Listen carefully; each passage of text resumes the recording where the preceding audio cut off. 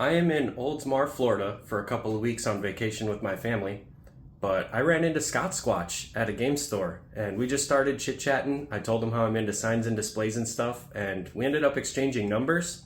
And he invited me over to his place. He said he's got a whole bunch of signs and standees and stuff that I could go check out. So I'm going to bring my cell phone because I don't have my GoPro with me, and I figured I'd make a little video out of it. Scott Squatch is an OG game hunting YouTuber. He hasn't uploaded in a couple years, but he's still got over 50,000 subscribers, and he's just a really cool dude. We chit-chatted for an hour, so I'm really excited to go check out his collection, and I figured I'd take a little footage. I'm at Scott Squatch's house, which is kind of surreal. I never thought I was going to run into him, let alone be invited into his house. Yeah, I know. It's all 48 hours of seeing you at one game store, going to another one, seeing you at that game store, and being like, "Hey, are you that guy from YouTube?" So yeah, and then I was like, "Hey, do you want to come over? You're only in town for 4 days, 5 days." Well, I'm actually leaving in the morning. I was here for 2 weeks. Oh, that's okay. Yes. Yeah, it's pretty awesome, man. For everybody who doesn't know, Scott Squatch is one of the OG game hunters on YouTube. I was gonna throw up some gang signs, but no. 2006 I started a channel, and then 2010-ish or so I started video game stuff on the channel because it actually started as Halloween stuff. I co-owned a Halloween prop company with a woman, and I've done haunted houses since I was a kid. And that's how the channel started, was just the Halloween props we were building and selling at the time. And then after that, it became, I saw a few people upload some videos, like a game room tour, and a few people were game hunting. I was like, maybe I could show the stuff I have.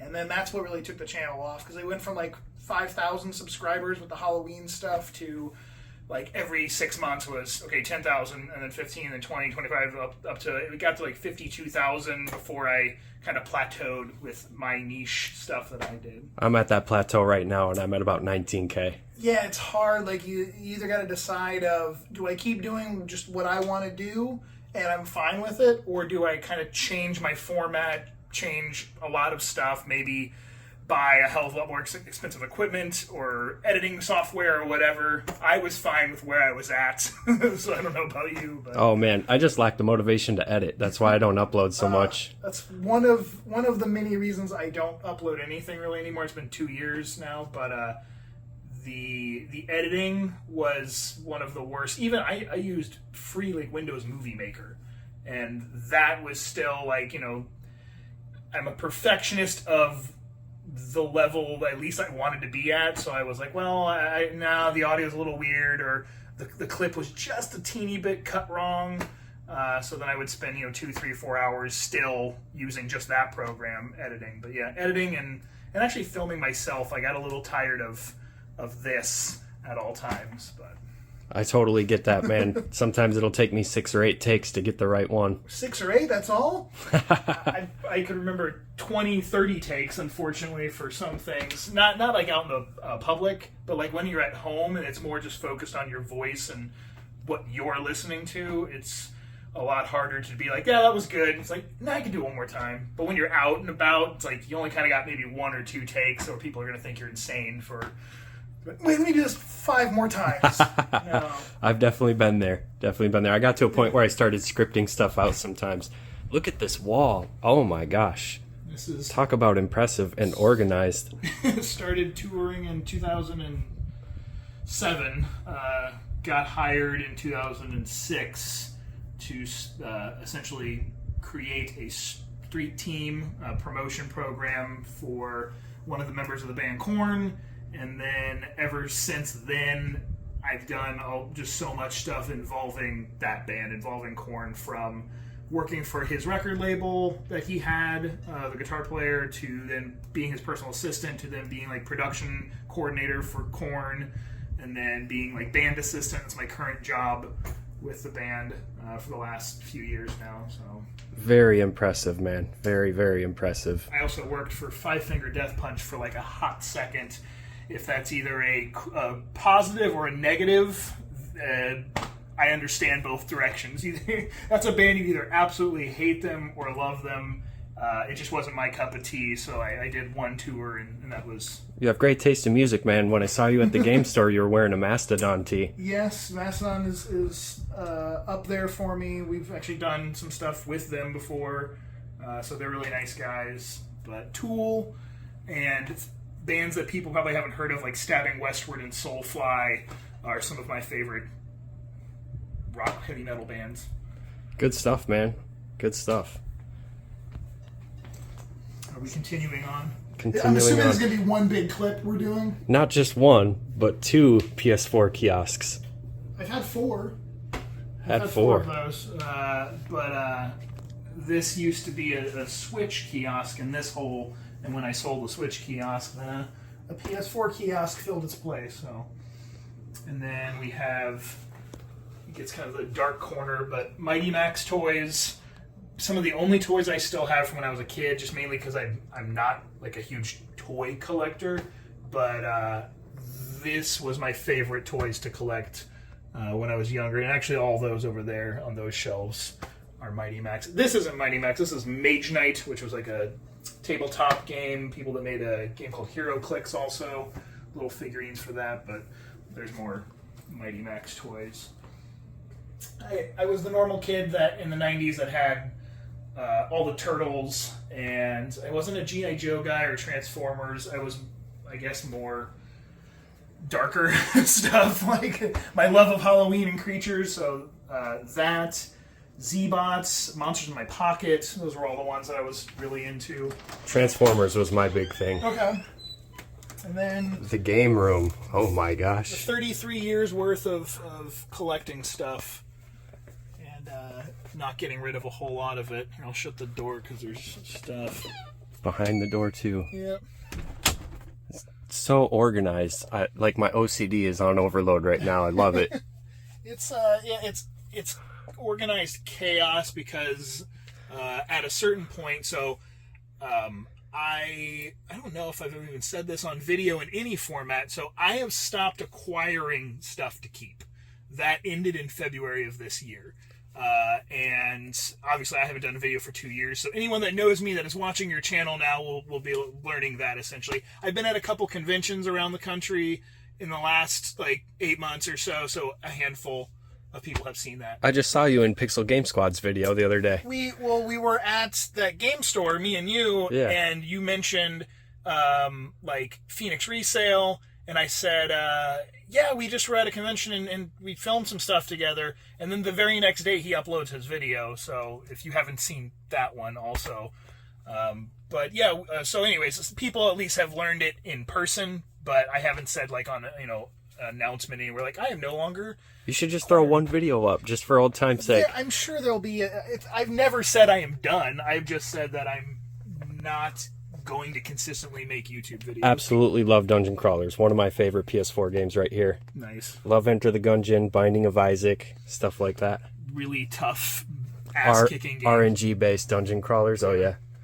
I'm gonna step ahead while you film so I can turn on one more light in here. But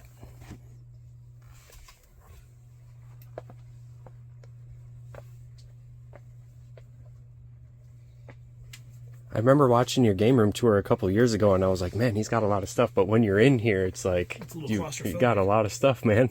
It's so the room itself is like 25 by 30 or something like that. Like it's not a gigantic room. Several deep on top of that. Everything is layered, and that was one thing. Like when I stopped collecting, there's stuff like that started piling up again on the floor because this room is double the space that I had in my old house.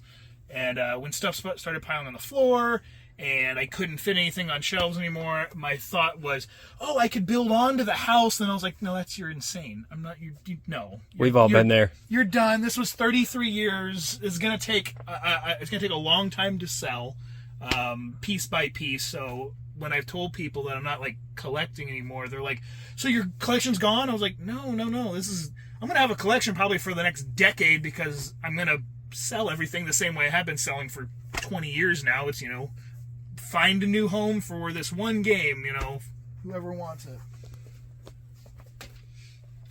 You just hit your ass on Just, the Dreamcast. just casually got a Dreamcast kiosk here that I didn't even notice till I bumped the controller. The Dreamcast little robot kiosk can touch people. Everybody's favorite system right now, GameCube. GameCube Seems to be pretty hot. GameCube's always that. N64 are the two things that move the most, for me, and it's kind of been that way for years. So you got a Bomberman second attack Yeah, I've gotten rid of a few right here. of the Pretty higher heavy. end. I just sold like Clay Fighters at that show. Oh, is this the one that was in Phoenix's video? That was in his hand, or actually in Riff's hand. Riff's hand, yeah. Crazy. You can smell Riff still on it. He smells like vintage 1990s cologne. I've never met him. I've talked to him a few times on Instagram though. Okay. And then you kind of loop around this room. It kind of does like a circular effect, like a. You got all the limited run games I see. Yeah, I was one of the people that went from day one till basically February of 2022 of limited run PS4, Switch, Vita, basically one of each on each system that they put out. This right here looks like my wall at home. Of just limited runs. Just limited runs, yeah. So that's the complete Vita limited run set in this case. Looks beautiful in the GameStop case. Yes, yeah. When you work for GameStop for over 20 years, you take home a lot of, this is going in the trash can kind of glass cases and promo material and all that kind of stuff. Man, it's stuff I haven't even ever seen before in here. Look, the Kirby display. Oh my gosh. I love it. Countertop standees and I have two closets in this house that are, you can't open the doors. They're so filled with promotional material that are packed away in nice boxes and sealed so like bugs and stuff couldn't get inside. But That's my kind of stuff, man. The stuff that was never for sale. The stuff that you weren't able to buy. Yep. That's what I'm going for. Same. It was, and not just because like you couldn't buy it. It's just that most of it got thrown away. Most people did not keep it, or if they did, it's parts of it. Like, oh, I just wanted Mario's head. I didn't need the entire backboard piece. So, and I always freak out when I hear like people doing stuff like that. Like, I threw away 90% of it. Why? Well, because I didn't have room for it. And I understand that part. I definitely get that too. I had almost 8,000 games at one point, and I actually sold most of it to focus on displays. Okay. Like my cabinets and statues and stuff. Because the games, like, they're easily replaceable. You can find games all day long. Yep. It's absolutely true. But the number or the focus is a good thing to have. It doesn't look like it, but I actually had focus when I was collecting. It was not I'm going for a complete set on any system. It was not like I'm going to buy every expensive game just because it's expensive. It had to at least fit the parameters of the genres that I liked, the systems that I collected for. Like I don't collect for ColecoVision and Intellivision, original like Atari 2600 or its counterparts afterwards. So if I did, this would be way worse. We would be neck deep in video games. Yeah, I don't do anything pre-NES either. I think the Vectrix technically is the oldest thing that I have, and I have games for, but that's such a unique, weird thing anyway. It's almost, it is a game console, but at the same time, it's like a TV. I had a Jaguar for a while, but I ended up selling it just to fund more Nintendo stuff. Yeah. Yep. There's one more aisle, essentially. That is the most claustrophobic aisle. Look, even on the ceiling boxes. My art project of, Love it, man. I love it. Original house had a small little circle of it, and then this one I was like, oh, I'm going to do the entire... so this way to your right is the last, aisle. It's not super walkable, but you're a pretty tall, thin guy, so... Wow, man. It's impressive. I would say that there's still about 95% of my collection is in here. See, there's your butt. Don't want to drop nothing. I love the Zelda display, man. Love it. I wish there was more room to display that kind of stuff. Like I said, that I have closets that at some point they'll eventually be... One of the closets I can't even get into because it's in this room. The Xenoblade display. Man. Lots of good stuff, man. Thank you. Years of this glass case, and there's another one over there. It's pretty much almost all promotional material. Obviously, there's a few things in there that are not, but. And then all the amiibos. Yeah, the amiibos they start behind this, and then they snake all the way across, and then all the way down into here. All the Funtastics. I think the only one I've sold so far was a complete in box Ice Blue. Yep, I'm missing the grape, the watermelon, and the ice blue. I have the other ones. Not the boxes, though. I only have the jungle green and the smoke in the box. Is it the Jungle Green Donkey Kong edition or regular Jungle The Green? Funtastic. Well, I mean, the one that comes with Donkey Kong. Wait. There was the one that had the Donkey Kong artwork on the box. Yeah. I'd love to get that one at some point. That one's here somewhere. I love Donkey Kong, man. I think it's behind Donkey Kong Super Nintendo bundle. This is another one I'd love to add to my cabinet. Donkey Kong is one of my favorite games of all time. I actually never owned it growing up, but I played it at my uncle's house with my cousins, so I have good memories with it. One of my best garage sale finds ever was a sealed Donkey Kong Country on Super Nintendo for $50, which I just sold 3 months ago or so to a friend from Texas area, and I can't remember what. It was a lot more than $50. It was either like $1,500 or $2,000, somewhere around there, but It was a good turnaround from that garage sale find a decade ago. Oh yeah, man, 50 into 1,500. Can't say nothing to that. More boxes on the roof. Beautiful, man. Silent Hill. Silent Hill's still my favorite series. It'll probably remain that way, even though there are a handful of games that are not amazing in that series. But who knows? It's coming back. We got all these new games coming out, and remake of Silent Hill 2, so hopefully at least one or two of those hit a home run. But Silent Hill 2, 3, and the original. And honestly, I like Shattered Memories is whatever.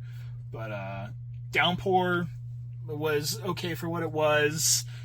And Homecoming was really cool with the boss battles. So I can find the good in pretty much anything. I try to look for the good and not just like, oh yeah, that one sucked. I'm like, yeah, kind of sucked. Right, optimism. Yeah. I got that tatted on my knuckles. Oh, really? I do. That's funny. OPTI, MISM. Nice. That's awesome. Do you have any other questions? Or, obviously there's a lot of... I do, actually. What is, your most cherished items in this game room? If you had to sell everything, what are you keeping? If you could only keep a couple things. So I know this part sounds insane, but I'm not so much of I would have to keep something. I get that when people are I could never sell this because this was my childhood one. I love this stuff for different reasons. It's not because I have sentimental attachment. It's more because I enjoy just the hobby and the collecting aspect and playing. But I would say everything is available in that sense, where someone will acquire all this stuff and it'll move on to a new home.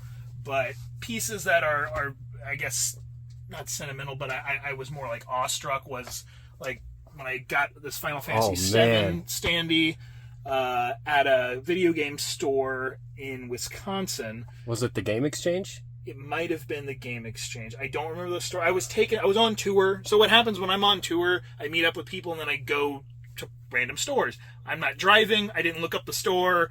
I kind of just show up somewhere. So was it in Madison?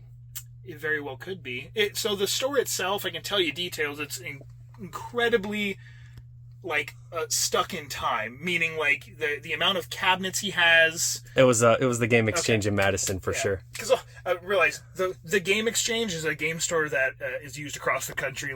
There's 7,000 probably Game Exchanges. But the dude that owns it, is his name Lance? Sounds correct. A little bit older dude, longer hair, long hair. Yeah. I actually put a video out of his game store on my channel not really? too long ago. Yeah. Okay. Yeah. Amazing store, and I was taken there by some friends, and they had said, "You're gonna love this store. He has tons of stuff you're gonna want to buy. It's not for sale." Yeah. I was like, "Okay." So I go in, introduce myself to Lance. Maybe we talked about Korn or why I was there on tour.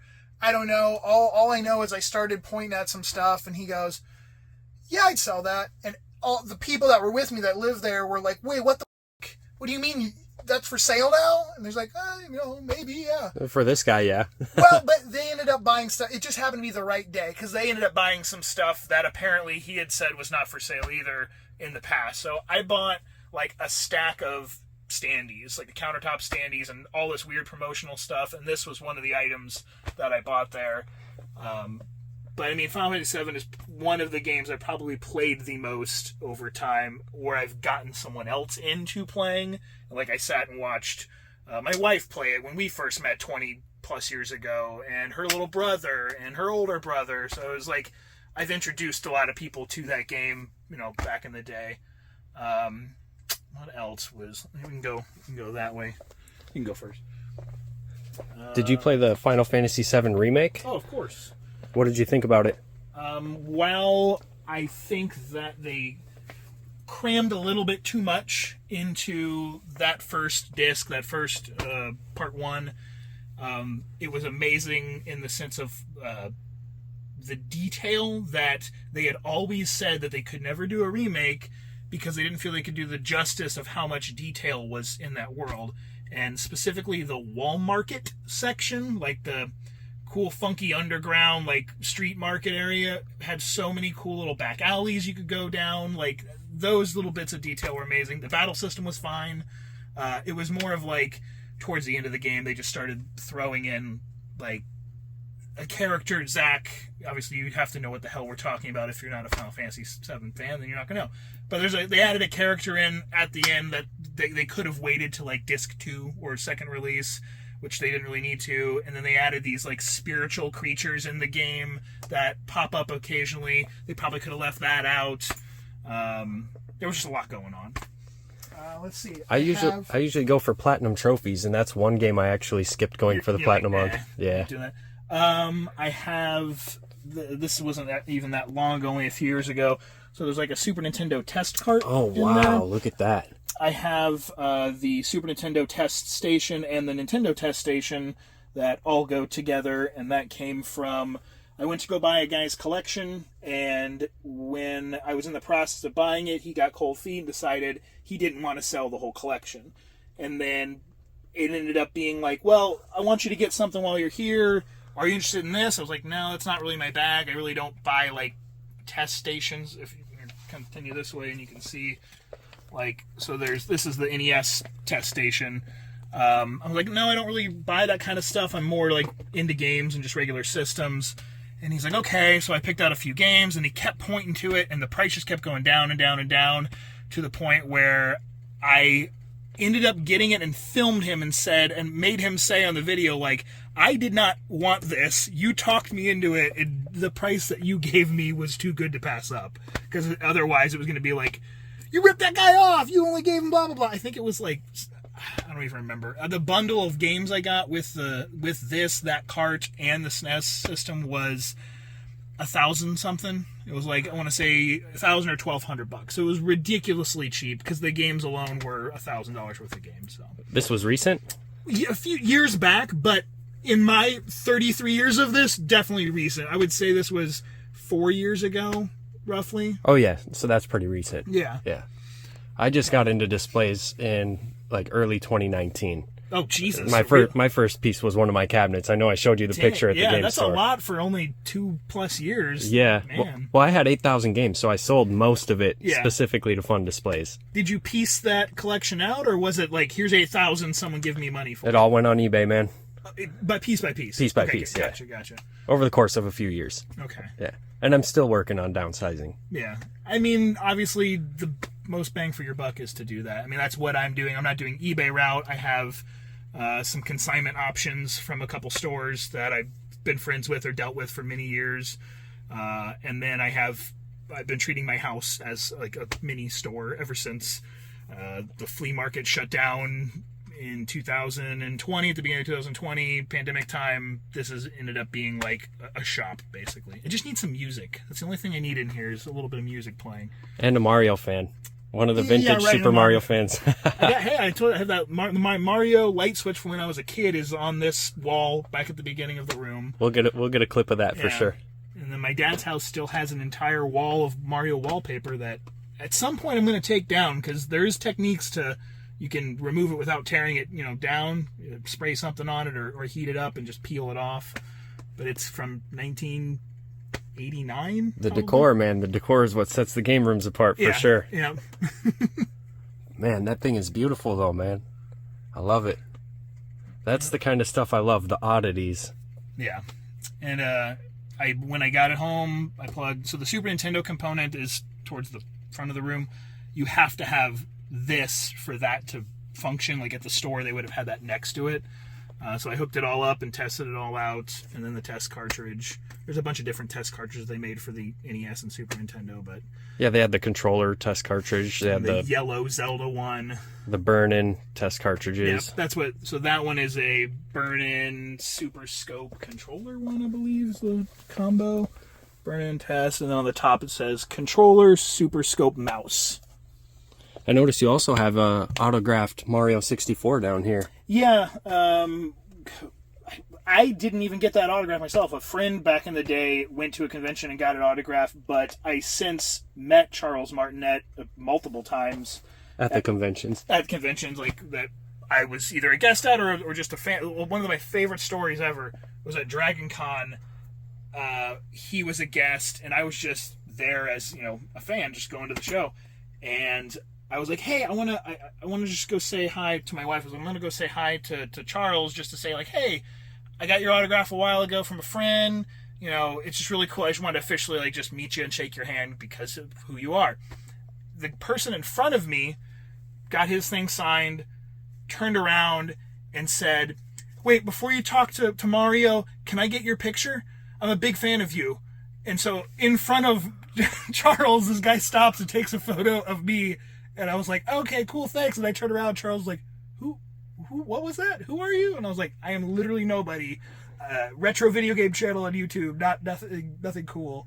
Nice to meet you." But it was such a weird juxtaposition of meeting Mario while someone recognized me and took a photo of me in front of Mario. That's awesome, man. I love to hear it. Yeah, such an odd story. Sorry, my OCD, I'm having to put back everything I just took down. Oh, I definitely understand that.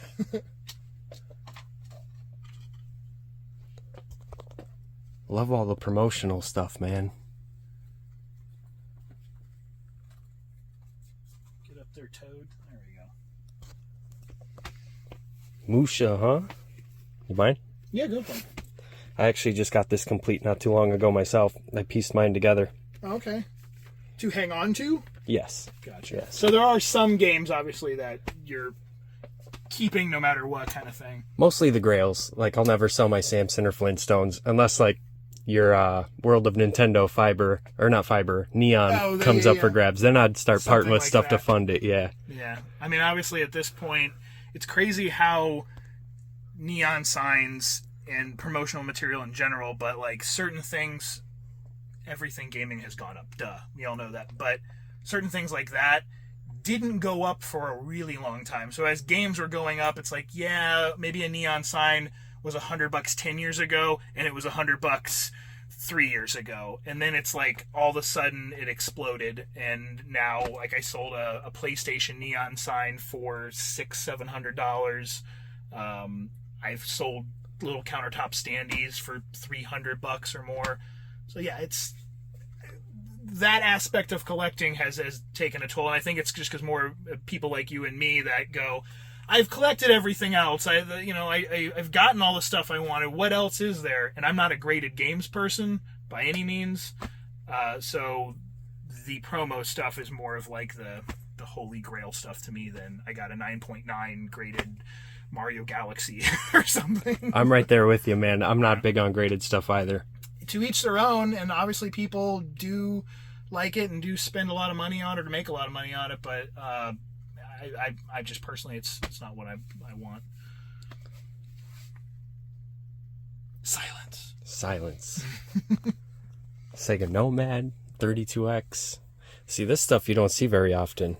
This is all obviously like you pointed out earlier. The whole room is double layered, so wherever there's shit on top, there's all the stuff behind it. There's another. I bought that factory sealed, and because Sega CD and like Saturn games, the seals on them are so fake looking. No matter even the real ones, obviously, they still look like someone just shrunk wrap it, in the back of their store. And I ended up opening it up to make sure that the game was inside, which it was. But I turned, probably $15,000 sealed game into a $4,000 open game. Yeah, I think that's like the biggest game on the system right now. Yeah. And like he said, thousands of dollars for that one game. Yeah. That's like the Samson of Sega CD. But like I said, the seals on this kind of stuff, they just look, even the real ones, like I don't care, how I'm very versed in this, but I couldn't guarantee you one that's fake and one that's not. So How did you get that sealed copy? I bought it from a guy who his friend had passed away, and he bought it for that friend. So it was kind of like he had bought an item for him. The guy died and he acquired back, I guess, his collection. Maybe it was like willed to him or something. So he knew, he goes, look, I bought this for him. I bought it brand new. I gave it to him. He never opened it. I have it back and now I'm selling it, which I didn't know him personally. So I was like, cool, I'll take the gamble on it. I just really want a clean copy. And it turned out it was obviously a new clean copy. Another side note, the shrink wrap on it was shredded. Like, it didn't look like a perfectly, sealed one. If it had been all the way sealed and looked really nice, I would have probably kept it sealed, but the shrink wrap was torn on certain parts. So, it got taken off. I totally get that. Yep. Man, stuff you don't see, like not even at game stores. It's Well, awesome. I love it. A lot of this stuff came from game stores, which is why you don't see it at game stores. Because there's guys like me and you out there trying to get it. Yeah. Yeah. I think this actually came from Canada and was driven all the way down to Florida, and it wasn't in this condition. It was missing this door, this piece. It did not have the system in it, meaning it didn't have the actual store demo unit, which that one is, and I had to piece the stuff together to make it Complete. Because I was originally shown a photo of a complete Dreamcast kiosk, everything there, and it looked really nice. And then when it arrived at the person's place that they were dropping it off, I get there and it's not complete. It's missing parts and it's a little scratched up. And I was like, the photos you showed me, what was the deal? Oh, that was just for representation. That was just to give you an idea. I'm like, whoa. So the price quickly changed on what we had agreed upon, but Well, yeah, understandably. yeah, I was like, that's gonna cost me a few $100 just to get those plastic pieces. If you can even find them. Yeah, I got crazy lucky, and I was watching somebody on YouTube, just watching a video of Dreamcast kiosks, and someone had just gotten one and didn't seem like they really cared. They were just like, dude, I ended up finding one real cheap. It's pretty cool. I hit him up and said, hey, I don't know how in love you are with this thing, but I'm missing pieces from mine. Like, could I buy those from you? And he's like, yeah, sure. Why not? So he took the pieces off his. I paid him for them. And that was just dumb luck, just hitting them up. It's a beauty, that's for sure. I don't have any kiosks in my collection. Yeah, I never, really sought them out. This was literally, I think, the only one that I bought. Meaning, it wasn't free, coming from working for GameStop forever. It wasn't just a crazy couple buck fine kind of thing. This was one that I had spent a few $100s at the time on. All the other ones I've had were because they were free, and you can't pass up free. But space-wise, obviously, I can't collect kiosks. I was offered a Sega Saturn one time for dirt cheap, and the thing was taller than my ceiling. And I was like, I'd love to have it, but I would have to angle it and stick it in a corner somehow. So Right. that didn't happen. That's one thing about Florida is there's no basements out here. No basements, which I feel is space-wise, it's great to have that extra space, but also I wouldn't put anything worth money in a basement unless it was so refinished and had no water heater in it, no chance of flooding, all that kind of stuff. Well, yeah, in Florida, that's a big risk for sure. That's why there's no basements in Florida. You dig 4 feet down and you're into the water already. Dude, is this a sealed Castlevania? Yeah, that is a first That print. thing's sealed? Yeah, Can we check it out? sure. So this is a made in Japan, first printing, sealed Castlevania. Unreal, man. I found my complete in box copy for, I think it was like $20. Okay. And by today's standards, Yeah, that's pretty good. Here's its brother, the sealed Castlevania Bloodlines Unreal, man. on Genesis with the Walmart $14.96 price tag on it. Unreal. Stuff I never thought I'd see in person. There's like I mentioned, that guy that bought Donkey Kong sealed. He bought some other sealed things, which is why I can't also remember the exact price. It was like between him and another friend, they dropped $6,000 something in like a couple hours. With the intentions to grade, I bet. No, actually, I don't think that guy, because while the Donkey Kong was in fine shape, this is where it gets stupid. While it was in fine shape to me, like, I know a grading person would have been like, nah, that would probably grade like an 8 or an 8.5. Not worth it, you know? So while I get that if you're going to spend the money and you're going to get something graded, you're going to want the pristine. But, I mean, it's sad that a really clean, sealed 20-plus-year-old or 30-year-old game or whatever, you know, is like, no. Like, that's where we've come to this point in now collecting is people just go, no, I don't want that. It's like, oh, come on. Right. How perfect, how amazing does it have to be for you to want? I mean, that looks pretty perfect to me. This one's in really nice shape, but I think, like, if you look right there, you can see, like, one of the corners is a little worn. So, you know, that wouldn't be a 9.5.462. So they wouldn't really want it.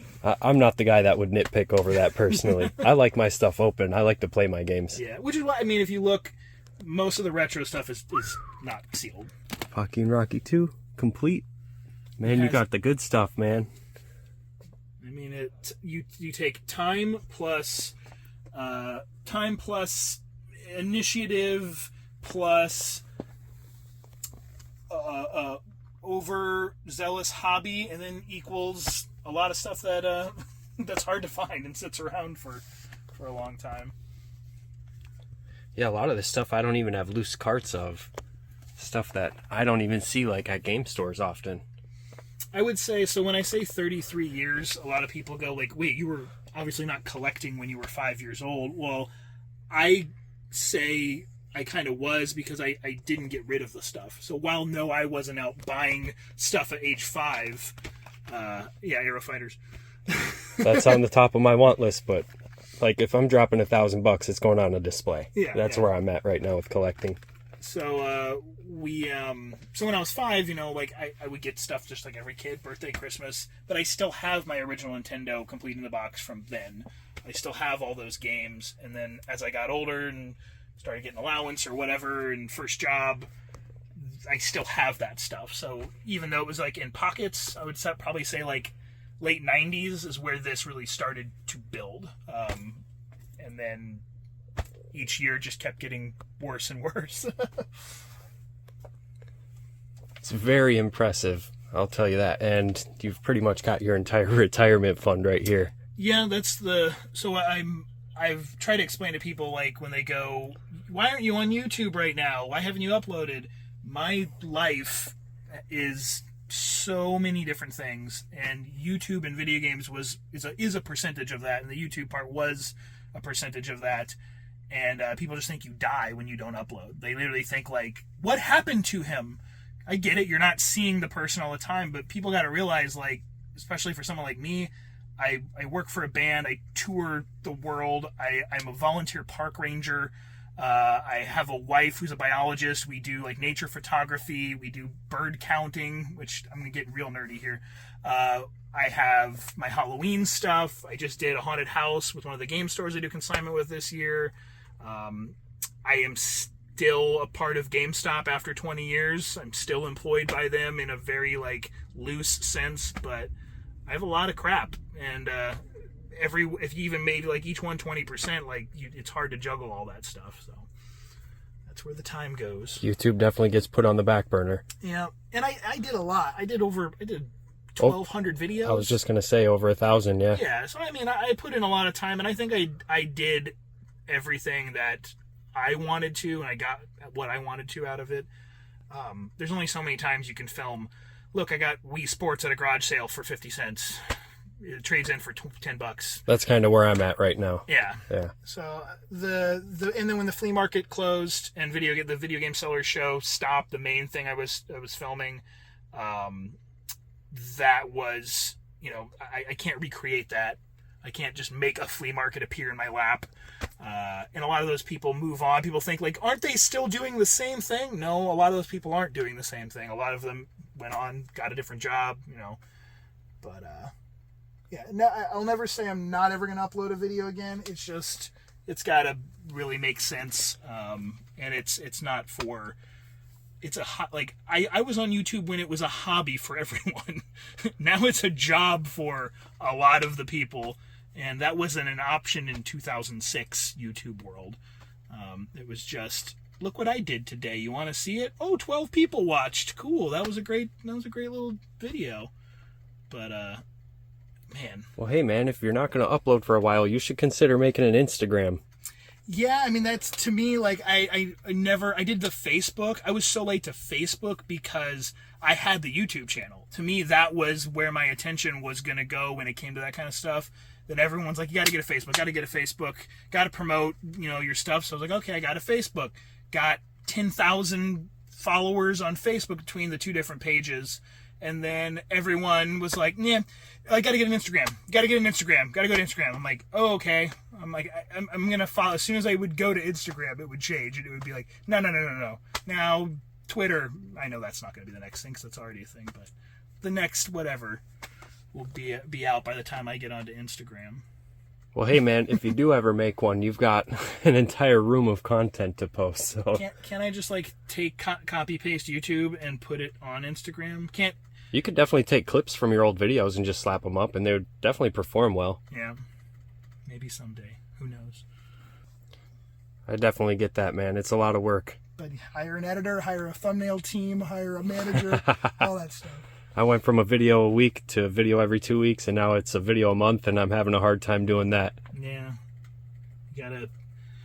I know the word algorithm is always said, and it's said even by me where I don't even fully understand it. There are obviously people that understand it a lot more, but when I've tried to learn and understand, something has changed. Something is always, like, new, and you can't disappear you can't disappear for a year at a time and then come back and expect, great views or anything.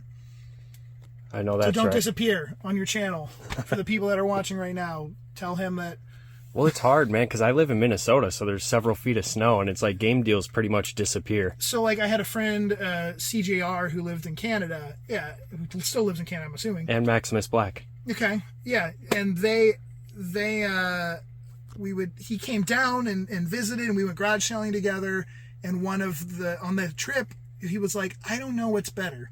He goes, I don't know if I like having parts of my year being shut down and not being able to go garage sale, but then when I do, it's so hot because everyone couldn't sell stuff. They couldn't have garage sales, so it builds up, and then bam, you get those few months of just constant. Or down here, we have garage sales year-round. There are some pockets of time where it's not as prevalent, but I can go out basically any weekend, depending on if it's raining or not, and possibly go find stuff. And obviously, like you said, you can't do that when there's 4 feet of snow on the ground. So... Yeah, that's the downfall. I definitely had that same thought though. Like half a year where the land is frozen, people aren't selling, they're not going through their basements and sheds. Yep. You add that half a year up over 20, 30 years, you got a lot of stuff lingering around that area. Yep. I have found in my area, so another little insight on to what I've been doing in the sense of like buying or selling games is in the last 2 years, I have garage saled 3 times. And out of those 3 times, 0 finding of anything, and then the other 2 were like a couple okay little scores. But what I've found is that in our area,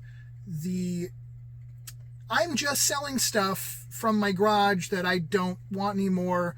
I've never done a garage sale kind of people are so rare. It's almost all people that do consistent garage sales monthly or even like 2 times a month, and they don't have video games, or if they do, it's like a destroyed, broken Xbox 360 or a couple of controllers with the cables cut that they found in a trash can or something like that. Like, we went 2 weeks ago, a friend of mine and myself, and I went to 15 sales, let's say.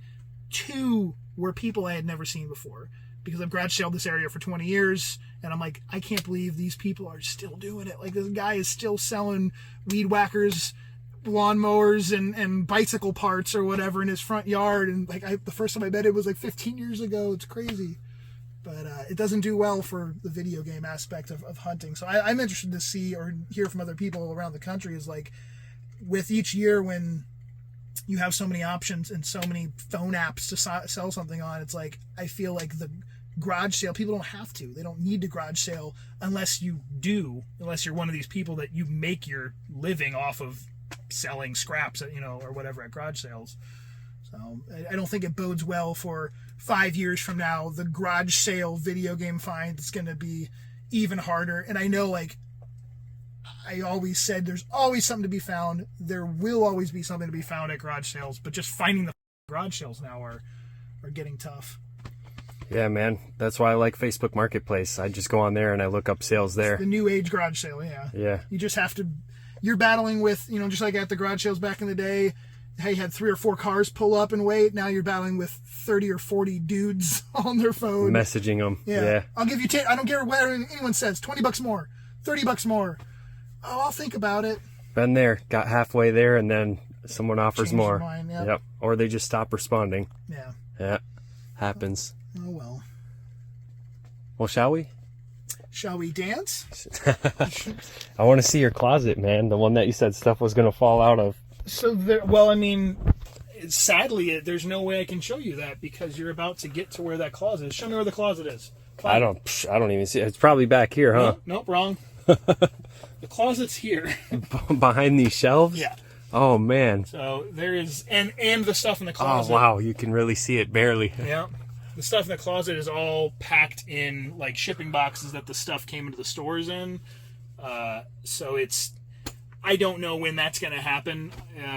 Presumably once I get rid of enough stuff in here that I can move all these shelves or move stuff off these shelves. Chainsaw controller. What a beauty. That's the PS2 one. The GameCube one was actually back in the other aisle. And the GameCube one's new. A lot of this stuff is new sealed. Yeah, I mean, the obvious stuff. Like, I find it more interesting when you find a limited run game that's not sealed. Yep. That's coming from someone where all mine are sealed, but when it comes to, like, if someone wants to actually buy the item and play it, they don't want to pay the extra maybe $20-$30 or whatever for a sealed one. They'd rather get it used, and it's hard to find a used. You go on eBay and you're like, there are no used copies of this limited run game. I've only opened 2. It was Oceanhorn and Futuridium. Okay. Futuridium was one of the older ones. It was one of the original ones. Yeah. I did it on PS Vita. Fun fact about that game: the trophies are glitched on the download version. So the only way to get the trophies is to buy the physical one, which Limited Run Games put out. That's funny. Here's just another childhood thing. Here's my playmat, like food mat from when I was a kid. That thing's sick, dude. Yep. 1989. So I had a whole Mario like room / I never had the fan. He had asked me about the fan. I had a Crayola crayon fan when I was a kid, so it was the shape of the crayons. But I had the Mario wallpaper and the Mario here. We're already over here. The Mario light switch from. That's the stuff I like, man. The vintage stuff, the oddities. Yeah, it's a little light switch, and I had the food mat and I think like cups, not from a McDonald's or something, but I had some Mario cups. I'm trying to think if there's any other kid age stuff from when I was younger. Oh, wait, there is. Hold on. It's got a nice Wii U kiosk right here. So I was digging after PSP. My mom passed away a few years ago, and we were helping clean out the house and helping my dad go through stuff. And I found like a box of old clothes, old T-shirts and stuff that were my 2 older brothers and then mine. And then in there was like a couple Ninja Turtles ones, and the only one I hung on to was my one of my childhood Mario T-shirts. That's awesome, dude. You wore that when you were that size. Yep. This is you gotta frame that thing, dude. 1990. Yep. So, and the colors on it are actually pretty damn good still for being that old. Yeah, you think that would have all rubbed off and wore off. Yeah, Mario looks a little neon pink, but the fire chomp in the background. Memories. I'd love to see you try and put that on now. Yeah, just for comparison, let's see. It doesn't even cover up half of my front.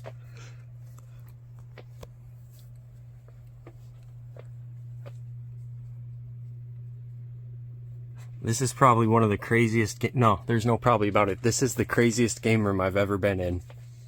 I agree with the crazy aspect. Now, granted, I do not think I have, I don't know, the best, air quotes, like, game collection by any means, but I wanted to design it kind of like a Super Potato game store in Japan, where it's all-encompassing. It feels like you could look anywhere at any time. I know it's not clean by a lot of people's standards. There's no couch in here. There's no TV. There's no, like, surround sound system. It was more like I wanted library / Japanese game shop, which I think I achieved for as best as I could. Well, it's not dirty. I mean, everything's very well organized. No pets. My cats are not allowed in here. And then I don't come in, like, obviously eat in here or hang out because there's no couch or TV. So human dust is the number one thing I think that gets on a lot of things in someone's house, obviously, and pet dander, and those two things don't happen in here too much. Phantasy Star. Didn't I see one of these at the game store? Or was it... No, yeah, you did. I did. Yeah. So you had 2 of them. I've had a lot of these. So, I've been with GameStop for a long time, and when one of the reps for Microsoft, so she was originally a rep for Sega, and then when, obviously, Dreamcast failed, she went right over to Microsoft when the original Xbox came out, and there was a lot of tie-in there with the two companies working together. And when she stopped being a rep for Microsoft, she lived locally, and she had me come over to her house, and I helped her clean out this house. And no AC in Florida, and it was packed full of stuff. 10% was video game related. Maybe not 5% was video game. Everything else was just random, living things. But she had all of this kind of stuff from when she worked from Sega going into Microsoft. So, there was probably like 5 each of every standee. And if you kind of look around, there's more. There's like a Choo Choo Rocket one here. There's the original. Underneath, it's a Halo. Oh, man. Original Halo. Holographic, too. Yeah. Man. There's... That's the good stuff. On top of that Dreamcast, there's, I think... Let's see, yeah, that standee was like the one that in the store, I believe, was originally like either on top of this kiosk or at least on the counter near it. Because I've seen pictures online with like this standee with it. I have a bunch of like VHS tapes from that era, like boxed, like this one, when Crazy Taxi first came out. So this is like a promo box with like the VHS tape in it. And it was obviously, you pop it in the TV at the store and it played, demos of gameplay and stuff for it. A lot of this kind of stuff was a pretty amazing find. And to be honest, it was all about to go in the trash can. She was, before I had gotten the phone call from somebody else saying, hey dude, you need to get over there because she needs to move and she's going to throw it all in the garbage. And I was like, no, don't do that. So I quickly went over there, helped her clean out the house, and then gave her...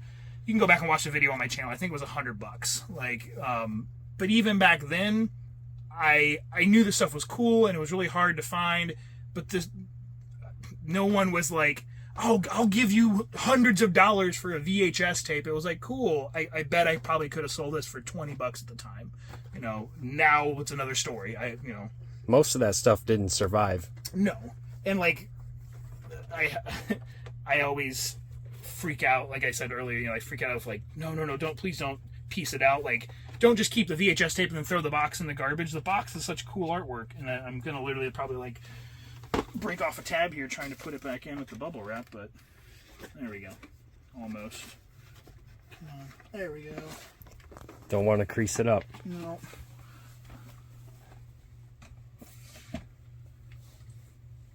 This is going to be the world's longest video. I need it. Most of my videos are like 10 to 15 minutes, so an hour-long upload, I could use it for not uploading for a while. There you go. Hey guys, This will be the only video for the next 2 months. I hope you enjoy. Just thinking of other like interesting items. There's the E3 was a 10th anniversary like bag / kit. So like you go to the convention and they give you this bag and they give you, obviously the idea is you go to each booth and you collect little things. There's like pamphlets from like Konami and a couple other companies in there. Got the Chibi Robo right here. Yeah, that game bombed. It sure did. Can pick that game up for like less than $10. Pretty sure sealed for like $5 to $10 usually. But who knows? Maybe 20 years from now. Halo Edition Xbox. I found that a couple times, but I've never found the Mountain Dew Edition. We had on one of the episodes of Video Game Sellers, I think probably episode like 34, it was titled "Do Me" because at the flea market, one of the other sellers' younger brothers comes up to the booth from wandering around. This was such a perfect flea market because it had both the indoor stall style and then the outdoor, just digging through people's back of their cars and what do they throw on the ground. And he comes running in from outside like, I got one. I was like, oh, so we tested it out, played it, and then that ended up being like a good chunk of the episode was the Mountain Dew Xbox. I was just watching the video a couple nights ago where you guys were digging through this guy's barn, and you got like the sealed Mega Man and. That if I had one thing of Time Machine, and that's a recent Time Machine, 10 years ago, 12 years ago, somewhere around there, to go back to that barn, and people always go, why didn't you buy everything? The guy was a seller, so the things weren't $1 a piece. If they were $1 a piece, of course, we would have bought everything. But he was another vendor at the flea market, so he had this barn that he stored all the stuff in, and when people hear barn, you're like, what? It's like, no, it was a barn. It was a full-size barn that you could have had, like, cows and, horses and stuff in. And there was so much, and some of it was in really bad shape because it was in a barn, and the prices weren't perfect. So it was, trying to find the stuff that wasn't destroyed that was still a good deal. I mean, we bought tons of stuff there and went back. I went back 4 times to film, and then probably went back 2 other times and didn't film. But, I wish I could go back now and be like, oh, that stack of Pikachu N64s you had, or those, the bins of gold controllers that were dirty and rough shape that were $10 each or whatever, which was too much at that time because they were like $15, $20 controllers. I'm like, I ain't paying $10 for those. But now I would love to go back. By today's standards. Oh, God, yeah. Who would have known? That's kind of crazy how that happened, and it all happened so quick. Yeah. We've clearly had a lot of unique circumstances that have helped drive this world. I mean, the most recent being the pandemic, but before that, I mean, there's definitely little sections of time where you can see, like, when eBay and Amazon first started, like, around there, that was a huge, explosion. When YouTube came out and when people could film, like, hey, have you ever heard of this item here? No, I haven't. And now all of a sudden thousands of new people have now heard of this item, and then they want to go out and find it. And I was just talking to a friend today. He goes, do you ever feel like you're at fault for some of this? And back when I was doing it, I didn't, like filming weekly, I was like, no, man, there's no way that all of a sudden, like, this is going to be like everyone's a reseller, everyone's going out. And I still kind of feel that way. I mean, the world's so big, there's always something to be found. But yeah, the channel and then other channels that came along, afterwards, they do put an extra focus. It's just one of those other things added to the puzzle. I'm at fault for that as well. So back in the day, reselling was kind of frowned upon on YouTube, and now like channels specify in that. Yeah, it blows my mind from when we started the show. When I started the show, Video Game Sellers, and I labeled it that, and it was all about people selling games, but those people had other hobbies or other like things that involve video games, so maybe they did like to play, maybe they just didn't collect, or maybe they did collect and they funded it by selling.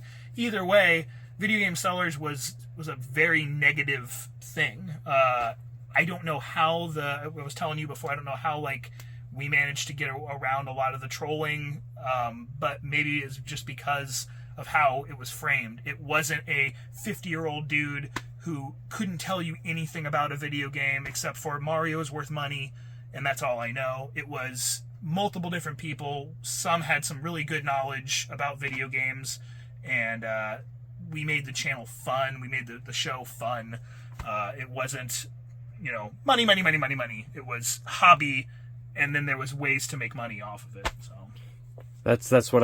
that's how I started, was collecting on a budget, adding to the collection, trying to break even or make a little bit on the side. yeah. And now it's kind of turned into a business for me.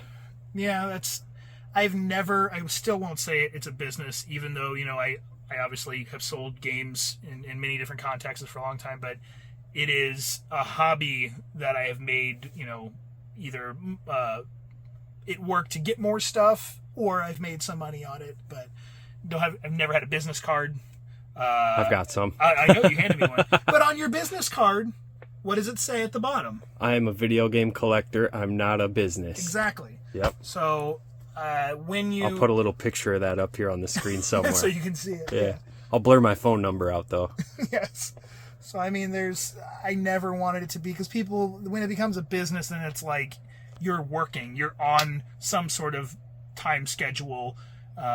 People are going to expect, something from that. So I'm like, no, I'm just a dude that would like to buy your games. If you don't want to sell them, then cool. Would you like to buy some of my games? No. Have a nice day. Yeah, man, I totally get that. What else? Where we go? I don't know. You tell me. There's so much in here. I don't even know where to start. I mean, It's literally floor to ceiling. And when I say ceiling, I mean ceiling. yeah. The actual ceiling. The actual ceiling. Let's see. Is there any... Oh, you got the post-pandemic edition. Wow, man. That's a funny era, because while there have been collector's editions for games, for probably as long as there has been games. I mean, there's been more than just here is the game. Sometimes you get a cool book with it. Sometimes you maybe get a soundtrack or whatever. PS3 and 360 era was when companies realized that, we can make a collector's edition of every game. It doesn't have to be a certain type. It doesn't have to be an RPG or whatever. We can just throw in 2 bonus items, charge $50 more. This, I think, is one of the ones that from that era was such a good representation to, here's a new game, no one knows what it is, it's from a popular developer, that made a famous game, but it's a total swing and maybe a miss, and it was not a miss, obviously. And then that collector's edition is ridiculously more expensive than 99% of collector's editions from PS3 360 era. I'm not big on collector's editions, but that's one that I would pick up. Oh, but you want to see what's even cooler? I sure do. Let's see. How about the standee that goes with it? Ooh! Can't say I've ever seen one of those. Yeah, with the nice fake foliage on it. No one survives alone. Yep. Man, that's one worth holding on to for sure. See, you got the big Xbox sign up there. That's cool. Yeah, that's one of my last neon pieces, I guess. It doesn't look like it's neon, but the actual light inside, which seems like a waste, is neon. So they put plastic on both sides, but then put just it kind of traces, the lettering on the inside, like a real neon, would spell out. So it's traced in there, but you can't see it, so it feels like a waste. But I sold the PlayStation one, like I mentioned earlier. Got the standalone Rob box. Yeah, obviously in fairly poor shape, but at least the front. That thing's pretty nice for what it is. Yeah. You don't see those very often. No. One of my best garage sale finds ever was the complete in box. It's down that way. I'll follow you. Let's see. This was like at 10:30 in the morning, so realistically for garage sales is late. Clearly you're only getting a side view of it, but we pull up to this yard sale in this box, which is the original launch, but the New York release, like how I think the lettering on the front. Yeah, it's all different, it's all lower. And it's sitting there, and my friend goes, "There's a Run the Robot!" Opens the door, and I'm like, wait, what? I'm trying to park the car still, and we run out, and I actually watched this video just a week ago. I do go back now, I feel like, and I never used to watch them any consistent measure, but I do go back now. I feel like I just want to I want to relive that thing from 10 years ago real quick, and it's cool to have it and it's still there. But we jumped out of the car, and this sale was one of the consistent sellers, so I'm already like kind of backtracking on what I said earlier, but a very rare occurrence where this consistent seller had just acquired somebody else's like house of stuff, and it was 80s explosion, like 80s, early 90s. This was one of the only video game actual things. He had like memorabilia game stuff, like Mario's shoelaces brand new, and a little cup dispenser for Mario, but he had every movie, like Home Alone, and all the horror movies, like little toys and items. And then this was just sitting on the table, and for whatever reason at 10:30 in the morning, we get out of the car, this guy is opening it up, and I'm like, oh, it's already gone, because I know the guy from the flea market. He's a seller, but he's not video games, he's electronics. And he opened it up, and the Nintendo was missing out of it, but Rob and all his Gyromite stuff and all the accessories was all in there. So I go, oh, you gonna get that? He goes, oh, Nintendo's gone. And I was like, oh, darn, shucks, okay. And he put it down. I was like, yeah, because the most easy part to fill in there is the Nintendo. It had its styrofoam and everything. So, again, whatever ridiculous price it was, $10, $15, it was something like that for it. But for how late in the day it was, and for how much stuff my friend got in that video, like if you search on my channel, Rob the Robot, Scott Squatch Garage Sale, something like that, it should come up. It's me holding the box. The amount of amazing stuff my friends got also that day was incredible. You had to give him the old razzle dazzle. Oh, no Nintendo. Yeah, I was like, darn it, that sucks for you, man. Oh, When I'll buy it though. Deep down, the box is what you really want. Oh yeah, the box, and then just not having to. I think there was maybe like one disc missing of the little spinners. red spinner. Yeah. So I had to buy one disc, but to not have to buy all the arms and extra pieces and all of those, it was a very big plus. Beautiful stuff in here, man. The displays are what get me. Oh, I know.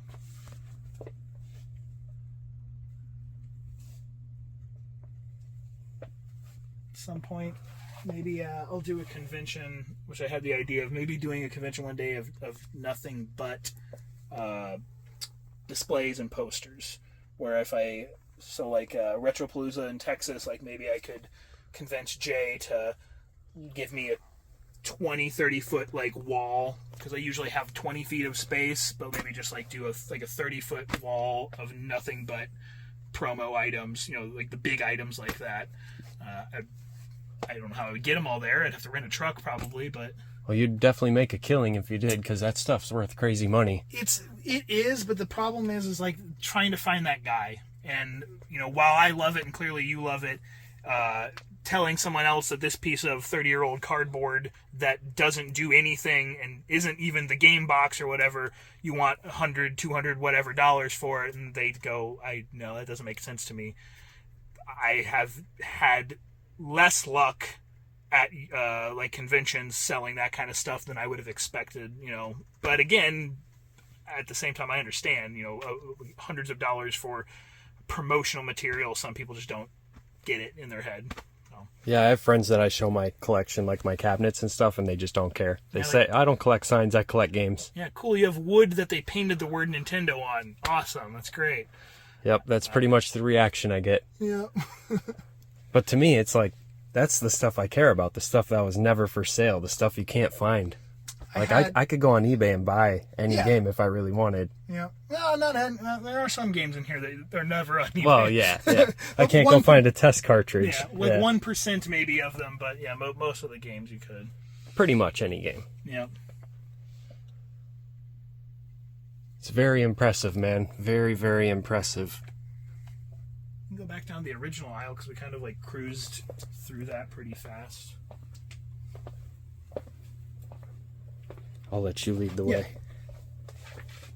I see you're a man of anime too. You've got Inuyasha. I saw Trigun over there on that wall. I'm a man of anime from 20 plus years ago I have watched some in more recent years. So like Adult Swim era. Yeah, even before that, like I remember going and renting my first movies that my mom let me pick out when I was probably like, let's say 11, 10 years old. And they were 2 movies. It was Princess Mononoke and a porn. And I know that sounds ridiculous, but I and my mom did not know what I was renting. It was fucking insane that the shopkeep at this rental store didn't go, don't get that one for your kid.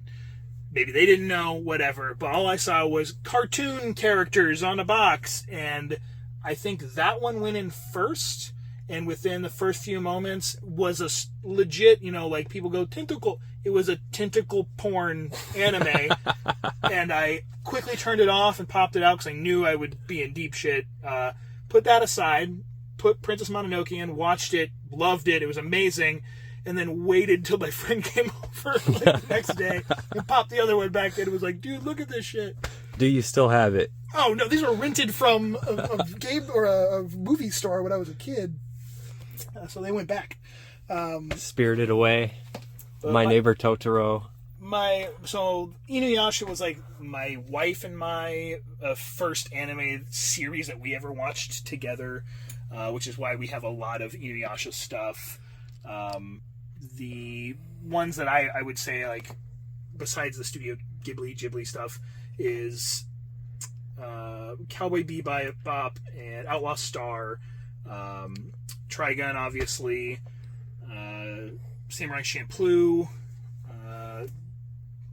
Desert Punk, Berserk, and the Berserk manga and anime series. Those would be, and then like, it's not that I have anything against recent ones. It's just like there's a certain quality or type from that era, like more hand drawn looking stuff, and the more like recent things I feel have a lot of either CG or computerized effects added to it, and it's a different experience. I did love Castlevania on Netflix. That anime was amazing, it made me even I bought a couple statues for it, and I haven't bought anime. Clearly I haven't bought anime stuff for 20 plus years because none of this stuff is recent. That's anime related, I mean.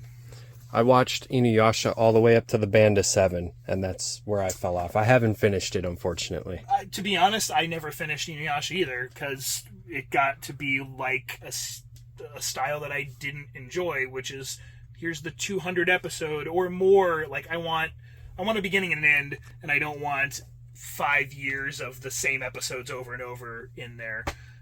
Which is why some of the other ones I named are nice and short, maybe only a handful of seasons, maybe less than 100 episodes that you can finish in a reasonable amount of time. What is this, Dead Space? Blow Up? Dead Space Gun, yeah. Can't say I've ever seen that before. Dead Space 2, sorry, not the first one. But, yeah. Again, the promotional randomness. It gets fewer and farther between when they seem to make something like very unique that's not just t-shirt, soundtrack, keychain, enamel pin. Enamel pins like this day and age is like freebie thing or promotional item. My PS1 collection is probably PlayStation, Super Nintendo, and TurboGrafx were my 3 favorite libraries. Why 2 Arc the Lads? Is one sealed? No, so there actually was 3 Arc the Lads. I variant collected all the working design stuff. I didn't know there was a variant for this. So they do disc variants for most of the working design stuff, but certain things had very specific, like the Arc the Lad ones was the memory card holder case that comes in it. They did different ones for different characters. Really? Yeah. So I had 3, obviously, and then one of those is gone. I had 5 Alundras at one point out of the 7 different variants, I believe. I didn't even know that there were variants for that. Yep. I have Alundra 1 and 2, and number 2 comes with a map, right? Or is it number 1? One of them comes with a map. 1. Yep. Yeah. I remember finding mine without the map, and then I had to go on eBay and buy just source the map. it. Yeah. Obviously, basically anything working designs from that era would have had variants. They really, off the top of my head, I can't think of one that just did not have a variant. Which one was it on, Saturn or CD? There was a bunch. A Lunar game that had like 7 different disc artworks. Yeah, there's a bunch of working designs titles on there. Sealed Jade Cocoon. Garage Sale Fine. Crazy stuff, man. That and Mega Man Legends. Multiple Lunars back here again. More working design stuff. Yeah. So variants. I have every variant to any Resident Evil game, which surprisingly is a lot when you especially get like the PS2, GameCube era, or different little bundles, cardboard box bundles and stuff. There's my oldest system, the Vectrex. Yeah, I don't collect anything pre-NES, but if I found one of these, I'd probably hold on to it. Yeah, it's one of those oddities. It's got a built-in controller, right? It does, which I don't do it only because I've tried to take it out recently to show someone, and I think it's kind of like not solidified, like it's not gooey or anything, but I think the plastic has just found its home and is sitting in there. I'm afraid if I pull the little lever down, it's gonna snap. It's gonna break the tab. Makes sense. So at some point, I'll give it a little bit more gusto and try to pop it out. For people that don't know, these actually had little overlays on them that you'd use to play the games. It's pretty unique. Yeah, in fact, I'll sneak past you. The Vectrex games I do have, which isn't many, it's like 6 or so, but came in these big ass boxes because of the overlays inside of them. Let's see if there's any that. Yeah, this one should be fairly easy to slide out. So these went over the screen, and while it looks like just a jumbled mess right here, obviously the Vectrex uses vector graphics, so you would have lines in different formations behind here and maybe like a little ship. Most of the games on the system are like space shooters or something similar to that. And then you put your new game on and then you can play your new game. And surprisingly, there was other systems back in the day around this era that's how they got away with. We couldn't really make a ton of new games or change a lot of the graphics around, so instead you throw up this layover, and then now you're playing baseball, now you're playing hockey, now you're playing football, but it's the same ball moving around essentially, just with a different piece of plastic. It's a very unique way to make video games. Yes. Capitalize on what you have. Hey, it was mind-blowing back then. I mean, my first system I ever played was Atari 2600, which was my brother's system. So when I was 3 years old, playing 2 games specifically. One was like Circus Maximus, I believe it was called, and the other one was not Knight Rider, but something similar to that. Those are my earliest game-playing memories, and then going across the street and playing Mario Bros. At a friend's house would have been like, that's not what I've played. You know, Atari, like, wasn't even video games to me. It was, I don't know, just my brothers were doing it, and it was a joystick, and I was looking at the screen and cool. But when I went and played Mario, the original Mario, it was, there's like a character, I can see him, there's turtles, there's little, mushroom guys, like, this is, like a cartoon. This was, really interactive. I noticed you have some imports as well. So yeah, this shelf down is almost all imports until we get down to where we were looking at the Vectrex stuff. I've sold a good chunk of the NES ones. I probably had about 30 more import NES titles. I still have my Mr. Gimmick. Oh, geez. So he hasn't moved. That's one that you're just not going to find. Yeah. I don't even know the going rate on this anymore. It's like the Samson of overseas. So I actually had taken this to a show and had a price on it, but obviously the price isn't on there now. In the ballpark of like $1,000+, like right around there. So cheaper than Samson, but not a whole lot.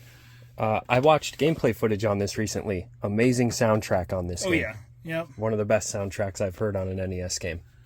Granted, how much you're willing to pay for something is not a basis on how good it is or how bad it is, but when something is really good, like a Samson or Mr. Gimmick or something, something like that, it kind of justifies at least being like, well, at least it's not trash. At least I'm going to spend hundreds or thousands of dollars, and the property is cool, and it's not just stadium events, right, or whatever.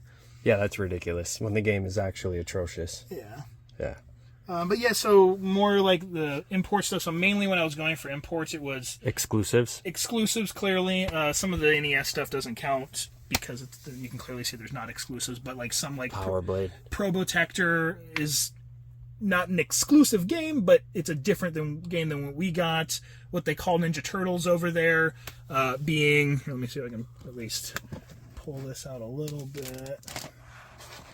There we go. So, Teenage Mutant Hero Turtles, obviously, instead of Ninja. So, like, I kind of collected variants like this of games that came out over there, but mainly it was horror stuff and RPGs and shoot 'em ups were the main things. So, like, this has now become sort of like a cult classic title, but Michigan Report from Hell, which is you play a cameraman and you follow around attractive reporters. You can see on like the back as they get like chaos, monsters, giant things happen behind them, and you're just the cameraman. So total goofy Japanese, makes no sense, but now is really sought after. There's Resident Evil. We didn't get this in North America, which is Resident Evil Survivor 2, which was based off of Code Veronica. So they did the first Survivor over here, and Dead Aim, which were the first person Resident Evil titles that bombed and didn't do well, obviously, but they made this over there, and then we had a long time of no first person until 7 came out, and then was really good, and people like that. You can tell it's an import because of the black and white spine, as well as the no ESRB logo on the corner of the front artwork. Yep, and then most of them came in blue cases, at least for PS2 time, and then like the PS1 and Dreamcast games came in these terrible, some people love them, I think they're the most brittle, fragile pieces of crap, and it's so hard to get like a very good condition case. I mean, they're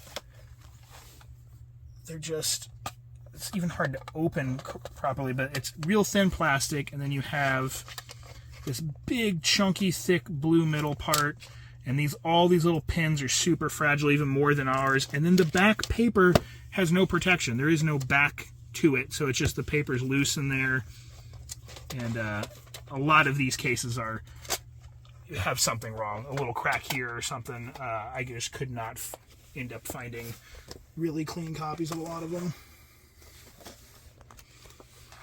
Let's go home, turtles. Turn it sideways. There we go. Super organized, just like me. Just like back home. My brother appreciates it. He'll notice, like, when he comes over, I'll go through and, maybe he'll, like, push something. It'll be like that. And I'm like, oh, yeah, cool. All right, thanks.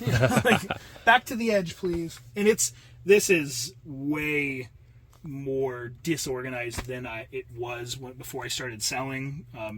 If you pay attention, you'll notice like some sections aren't really alphabetized anymore, and I just couldn't keep up, or didn't want to try to like, okay, I'm going to take all these games off, take it to a show, or have someone come over and look at them, and then sit there and have to put them all back in alphabetical order, than to take them off 3 weeks later and go do something else with them. So, yeah.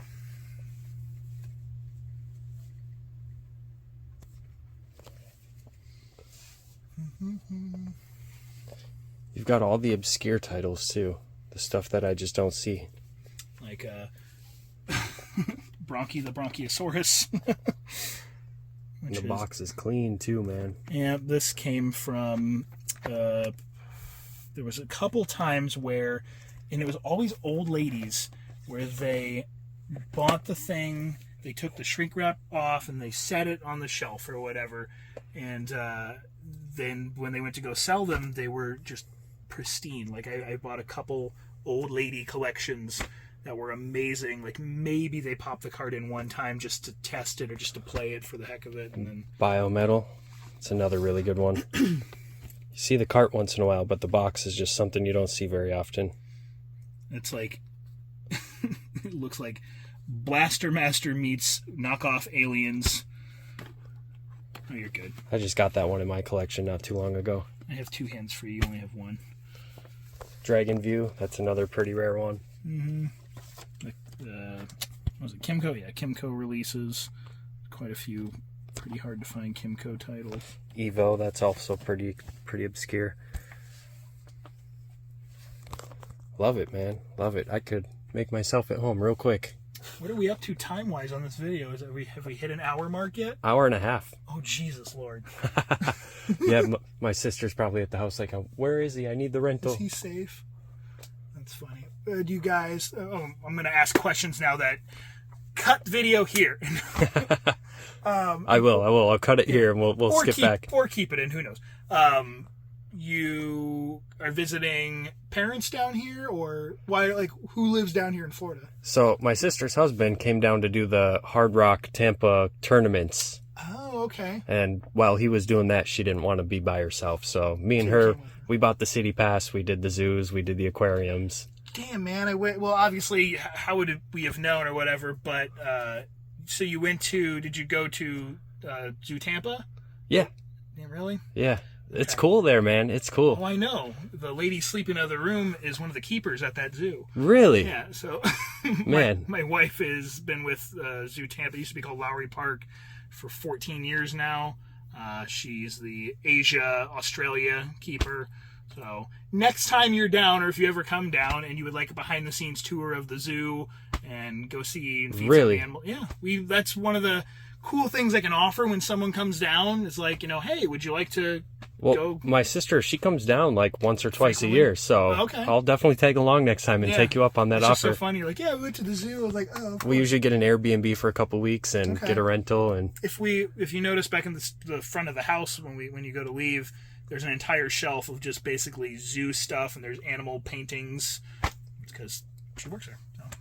So. Man, what a great job. That's what she does, huh? It is massive labor intensive. I mean, you're dealing with huge animals, Florida heat, tractors, large equipment that she deals with all the time.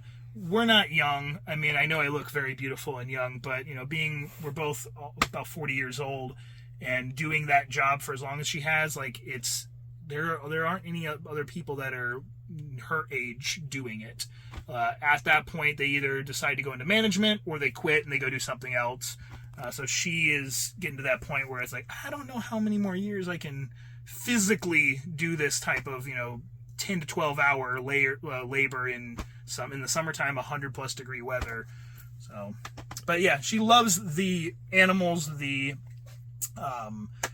conservation aspect. I mean, the zoo that you went to, the zoo she works at, is a legit, actual, like, AZA accredited zoo where you don't get your picture taken with a tiger baby. You don't. They actually release animals back into the wild if possible. They have programs for breeding that aren't just, we made more, come see. Like, it's very well maintained, and a lot of people go zoo suck. Like they see like SeaWorld, like Blackfish or something like that. And you talk to a lot of zookeepers, and they will say, like, dude, we would love it if none of these animals had to be here. Like, we would rather have these animals to be in the wild and not have to have captive, programs and stuff for them. But a lot of the times there is no wild, or the wild they have is so crappy. Injured. Yeah. I've seen some injured animals there, and I just thought, wow, it's awesome that they take care of them and give them a good home. Yeah. So it sucks. Like, I'm very, like, I like the zoo, and it serves its purpose, but yeah, I wish that there didn't have to be zoos. But then people learn, and people discover animals, and they learn, like, oh, there's a plight, there's an issue, there's something wrong, and then maybe they grow up to help. So it's like, it serves a purpose. It's maybe a necessary evil, but at the same time, it's a thing that if there wasn't programs like that, or there wasn't zoos or parks like that, then we've up. Humans have screwed up for the animals, and that's all we can really do to help them now is like, hey, instead of you going extinct or maybe causing issues, let's try to save you. There's a completely reverse video game moment of this video, if that goes in. I'm just going to throw the whole video up as it is, okay. I think. Gotcha. I could use the footage on my channel. Yeah. Because who knows when they're going to get another video from me. I'm kind of at that point right now. Gotcha. Well, should we call it? Or I mean, I would think an hour and a half should be enough. I mean, obviously you could literally stand here and just scan individual items, but if that's the case, come check out my my video on my channel from 4 years ago when I filmed most of this room, and then I did like an update probably 2 years ago roughly. But that's literally going through like every single item, you know, one at a time, which you don't need to watch that. All right. So we'll call it. As always, thank you guys for watching. Thank you guys for subscribing. And on to the next. Peace.